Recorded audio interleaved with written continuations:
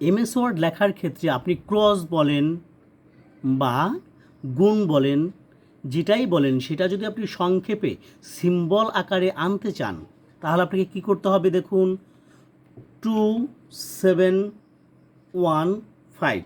একটু খেয়াল করুন, 2715।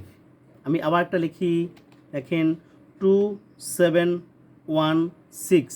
আমি আর একটা লিখি, দেখুন 2717। আর একটা লিখি 2718। এখন আপনাকে আমি প্রত্যেকটা একটা একটা করে দেখাচ্ছি। দেখুন 2715, এখানে কার্সরটা নিয়ে যদি অল্টার এক্স দিন, দেখুন একটা গুণন চিহ্ন হলো।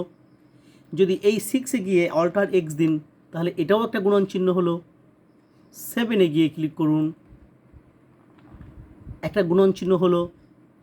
8-এ গিয়ে ক্লিক করুন, তাহলে একটা গুণন চিহ্ন হলো। আপনি যেটা ব্যবহার করতে চান আপনাকে সেটাই আপনি ব্যবহার করতে পারবেন পরীক্ষার খাতায়। তবে আপনাকে একটু মনে রাখতে হবে কি লিখতে হবে আপনাকে। আবার বলি, 2721। এরপর আপনি কোনটা ব্যবহার করতে চান, 5, 6, 7, 9, আপনি যেটা ব্যবহার করেন। আমি কি বলছি বুঝতে পারছেন? এরপর অল্টার এক্স দিলেই হয়ে যাবে। ধন্যবাদ।